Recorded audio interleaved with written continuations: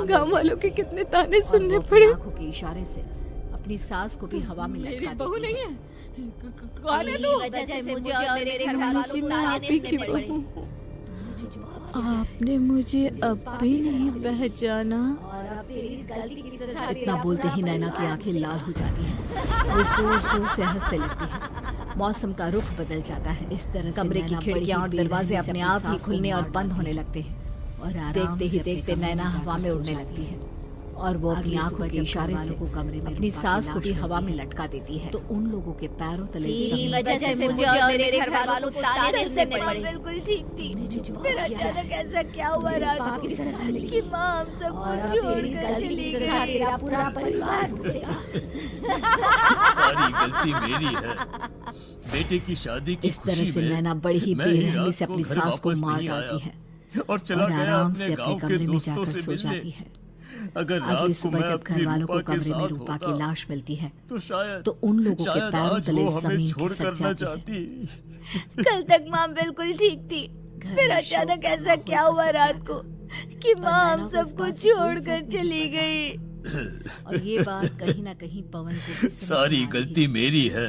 अब ऐसे ही बेटे कुछ की दिन शादी की बीते खुशी में और एक मैं ही महीने रात के को घर अंदर ही वापस अंदर नहीं आया शंकर की भी मौत और हो चला गई। गया अपने गांव के दोस्तों से मिलने। माँ छोड़कर चली गई। अगर रात को मैं अपनी और अब रूपा के पिताजी, साथ होता क्या हो तो गया है शायद हमारे घर को? शायद आज वो पता हमें नहीं छोड़ किसकी कर नजर न लग गई जाती। भैया ये घर सही नहीं है। घर में हम शोक का जब से इस माहौल घर में पसर आए गया हैं, था कुछ न कुछ पर बुरा नैना ही को हो इस रहा बात से है। कोई फर्क हमें नहीं पड़ यहाँ रहा से था। वापस शहर और चले ये जाना बात कहीं ना चाहिए। कहीं पवन को भी समझ में आ रही थी। दीपाली और पवन का अब ऐसे ही कुछ दिन बीतते हैं और एक महीने के अंदर ही अंदर शंकर की भी मौत हो जाती कर रही थी। पहले माँ छोड़कर चली गई दीदी मुझे और अब तुमसे कुछ पिताजी। बात करनी है। क्या हो मुझे गया है लगता हमारे घर को? कि इन सब के पता नहीं पीछे किसकी भाभी नजर का लग गई हाथ है। पवन भैया ये क्या घर कह सही रहा है? नहीं है। तू होश में तो हम है ना? जब से इस घर में आए हैं भैया, भाभी कुछ ने न तेरी कुछ ये बुरा ही बकवास हो बात रहा सुन ली? है। हमें तो यहाँ इस से पर क्या वापस गुजरेगी? शहर चले जाना तो भाभी पर चाहिए। इतना बड़ा इल्जाम कैसे जहाँ लगा सकता रमेश है? दीपाली और दीदी, आप पवन खुद का ही रो देख लो रो ना। कर बुरा हाल हम था जब से इस घर में आए वही हैं नैना सब कुछ अपने बदल गया कमरे है। में बैठी आराम शादी से पहले मेकअप कर रही नैना थी। भाभी ऐसी बिल्कुल नहीं थी। पर दीदी, अब वो किसी से दीदी, बात मुझे नहीं तुमसे करती। कुछ बात करनी है। ज्यादातर अकेले मुझे अपने कमरे में लगता ही रहती है कि इन सब के कभी पीछे उनसे भाभी बात का करो हाथ भी। है। तो न जाने पवन कैसी तो ये सब अजीबो क्या गरीब कह रहा तरह की है? बातें तू होश करने में तो है लगती ना? अगर भैया भाभी ने तेरी ये आप बकवास बात समझती सुन क्यों ली नहीं है दीदी? तो उनके दिल देखो पर ना, क्या गुजरेगी? हमारे घर में मौत तो का भाभी पर सिलसिला इतना शुरू बड़ा हो गया इल्जाम है। कैसे लगा पर सकता है? भाभी को दीदी, कोई आप फर्क खुद ही नहीं देख पड़ लो ना। रहा। हम वो जब अभी से भी इस घर में आए मेकअप हैं कर रही हैं। सब कुछ बदल आराम से गया है। खाना खा रही हैं। शादी से और पहले दीदी, नैना भाभी आपको ऐसी पता है, बिल्कुल नहीं थी। जिस रात माँ पर की अब मौत वो हुई किसी थी से ना, बात नहीं उस करती। रात मैंने भाभी ज्यादातर को माँ अकेले के कमरे अपने में कमरे जाते में ही हुए रहती देखा है। था। और कभी पवन उनसे की बात बातें करो सुन अब भी दीपाली के तो मन न में भी जाने शक कैसी पैदा होने अजीबो लगता है। गरीब तरह की और वो बातें इस करने बारे लगती में है। रमेश से बात करती है। पागल हो गया है। रात को सब आप साथ समझती में क्यों बैठकर नहीं है खाना दीदी? खा रहे थे देखो ना, तभी हमारे घर में मौत का कौन हो सिलसिला तुम? शुरू हो गया और है। तुम ये सब पर क्यों कर भाभी रही हो? को कोई फर्क क्यों नहीं सबकी पड़ रहा। जान ले रही हो? वो अभी भी मेकअप कर रही हैं, ये आप आराम क्या से कह रही खाना खा रही हैं। मैं पहले और मम्मी जी दीदी, पापा जी की आपको जान पता क्यों है लूंगी? जिस रात माँ की मौत हुई थी मैंने ना, कब कहा कि उस रात तुमने मैंने माँ भाभी पापा की को जान माँ ली? के कमरे में जाते है हुए ना? देखा था। तुम पवन तो की मेरी बातें सुन अब पत्नी हो। दीपाली के मन में भी तुम शक थोड़ी पैदा किसी होने को लगता मारोगी। है और वो इस बारे में रमेश नैना? से बात करती है। तुम रात को सब नैना साथ ही में हो ना? बैठकर खाना खा रहे थे रमेश तभी की बात सुनती ही कौन हो नैना तुम? खाना छोड़ और तुम ये सब क्यों कर रही हो? लगती है। क्यों सबकी जान ले रही हो? नैना की गुस्से भरी रमेश आंख को जी, देखकर तीनों ये आप भाई क्या बहन कह डर रहे हैं? जाते हैं। मैं तभी पहले नैना मम्मी जी जोर पापा जी जोर की से जान हंसने क्यों लगती लूंगी? मैंने कब कहा कि तुमने माँ पापा की जान ली? नैना, तुम तो मेरी पत्नी हो। तुम थोड़ी किसी को मारोगी। नैना, गौरी का नाम सुनते ही रमेश के तुम होश उड़ जाते नैना ही हो ना? आखिर कौन रमेश है की ये ये गौर? बात सुनते ही क्या है इस घर नैना और घर खाना वालों का छोड़कर राज? गुस्से में सबको देखने लगती है। नैना की गुस्से भरी आंख को देखकर हमारे तीनों भाई दोनों बहन डर बच्चे जाते एक हैं। साथ कितने तभी अच्छे नैना लग रहे जोर हैं ना? जोर से हंसने लगती है। हाँ, कितने अच्छे दोस्त हैं दोनों। बस बड़े होने के बाद भी इनकी ये दोस्ती बनी रहे तो बच्चे कितने खुश रहेंगे। मैं क्या सोच रही थी, क्यों ना गौरी का अपनी नाम सुनते दोस्ती ही को रमेश के होश उड़ रिश्तेदारी में जाते बदल हैं। दे। आखिर मैं अपने कौन है बेटे ये रमेश गौरी? की शादी क्या है इस तेरी घर और बेटी घर वालों गौरी का से राज? करना चाहता हूँ। इस तरह हमारे बच्चे भी हमेशा साथ रहेंगे और हमारी दोस्ती हमारे दोनों बच्चे एक साथ कितने अच्छे लग रहे हैं ना। शंकर की इस बात हाँ, से उसके दोस्त को कितने बहुत अच्छे अच्छा दोस्त हैं दोनों। और वो अपनी बस बेटी बड़े की होने के शादी बाद भी रमेश इनकी से ये करवाने दोस्ती के बनी लिए रहे तैयार हो जाता है। तो बच्चे बहुत कितने जल्द खुश दोनों रहेंगे। साथ मिलकर मैं बचपन क्या में ही सोच रमेश रहा और था गौरी कि की शादी कर क्यों ना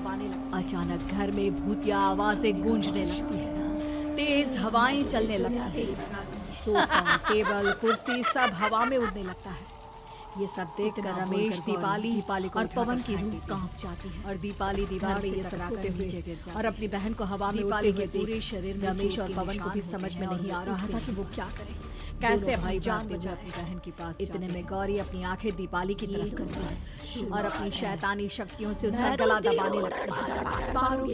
भागने का बहुत शौक पर है हमने ना? क्या किया है? अब मैं तुझे इस दुनिया से ही भगा दोष दूंगी। है। गलती तो हमारे माता पिता ने की थी और उन्हें तुम पहले ही मार चुकी हो। इतना बोलकर फिर हमारे गौरी पीछे क्यों दीपाली को पड़ी हो? उठाकर फेंक देती है। पवन के इतना और बोलते ही दीपाली गौरी दीवार एक से हवा के टकराकर झोंके की नीचे तरफ गिर उसके जाती पास है। आती है। दीपाली और के उसका पूरे गला शरीर पकड़कर में उसे चोट हवा के में निशान उठा होते हैं और वो उठ भी नहीं पाती। गुस्से भरी नजरों से दोनों भाई भागते हुए अपनी बहन के पास जाते हैं। मेरे परिवार की नहीं मैं तुम तीनों को नहीं छोड़ूंगी। अरे पर हमने क्या किया है? गौरी पवन को हम तीनों हवा में भाई उठाती बहन तो निर्दोष हैं। जिस पर कमरे गलती की तो छत हमारे से माता टकराकर पिता ने की जमीन थी पर आकर और गिरता उन्हें है। तुम पहले ही मार इसके चुकी सर हो। और शरीर पर फिर जगह हमारे जगह पीछे चोट क्यों लग पड़ी जाती हो? है और खून बहने पवन के इतना बोलते ही गौरी एक हवा के झोंके की तरह उसके पास आती है और उसका गला पकड़कर उसे हवा में उठा देती है तुम्हारा और गुनहगार रमेश को मैं गुस्से भरी हूँ। तुम्हारी नजरों से शादी देखती मुझसे है। हुई थी। अगर तुम्हें बदला गलती चाहिए तो मेरे मुझसे परिवार की मेरे नहीं भाई बहन को छोड़ दो, मुझे मार दो। नहीं छोड़ूंगी। अरे पर गौरी इसमें पवन उन को दोनों की हवा कोई में उछाल गलती देती नहीं है। है।